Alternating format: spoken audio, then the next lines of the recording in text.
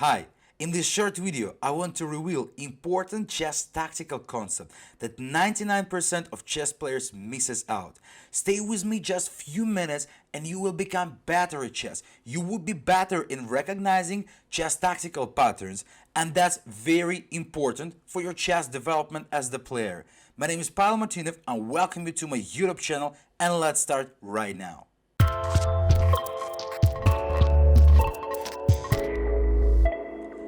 The first example is here, and let's take a look on the position and what can we highlight from the tactical thing. That is the concept of tension between the pieces. What do I mean? Take a look on the white queen and on the black queen. We can see that that's basically only the knight in between of them. And as well, this queen is hanging while our queen is potentially protected with our pawn. That's what I call the tension between the pieces.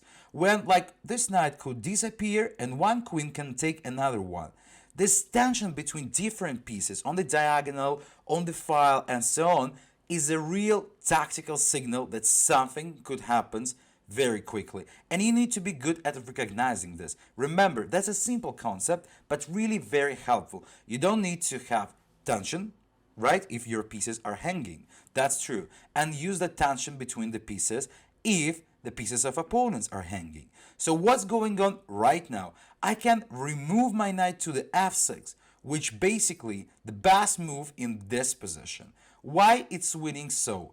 Because here after knight f6 it's a double attack. I'm attacking the queen and I'm attacking the rook. And if you want to take the queen in, I have an intermediate check. Knight goes to e8. And the position after like king f8, g takes f3, king e8, like rook e1, I don't know, king goes f8, bishop goes e4, how it was in the game. It's an absolutely winning endgame for white, since white has a material advantage here. So that's basically absolutely winning. After knight f6, the position is done for black, because on knight takes f6, white has the move queen takes f6, just to take the queen, extra queen, an absolutely winning position. So again, pay attention to this tension between the pieces, and we are moving to the next example to clarify this topic completely. That is the game of Alexander Alekhine. He played as black in this position against Gideon Stahlberg. What do we see? We see the same pattern, 1 for 2, and only the rook in between of them. And again, the black queen is protected while the white queen is not protected. So what can we do in this position as black? We can search for the tactics. By the way, if you want, you can stop the video here and try to find the tactics by your own. I'm going to reveal it. So rook takes f3. That is the move. What's going on now basically? It's again kind of a same conception. If white takes with the pawn, for example, I can go queen takes e3, winning absolutely here because of the extra material. Basically the same will be on knight f3. On rook takes f3, protecting the queen, it's not protected in fact, because in this position I have the checkmate in 1. That's winning absolutely. So returning back, if white wants to try queen takes g5, it's still not working because I have rook takes f2. And I want to take the queen of white at the same time and to play rook f1 with the checkmate. Hopeless position. So again, returning back to the initial position we started with, that's a tension between the pieces that help black to win the game. And just to be sure you understand this pattern, let's go to the last example. And I again here want to apply to the Alexander Alekhine game. He was such a brilliant chess player.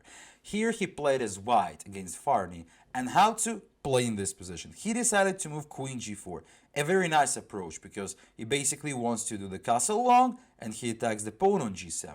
In the game, black played f5 in this position because they recognize the tactical idea of white. You can see the game on my channel. I have the breakdown. I will put the link below in the comments.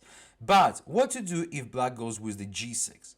It's again a tension between the pieces, but in a more harder way.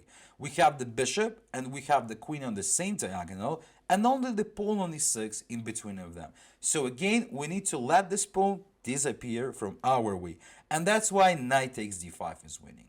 After e takes d5, queen takes c8 check, queen d8, queen b7.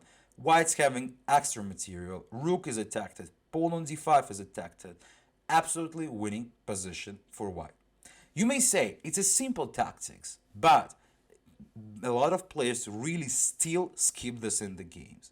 I hope that you will learn this and use in your own games, and I hope that my video was helpful for you. Please share your opinion in comments below, and let's play chess together and be good at this. See you soon on my new episodes.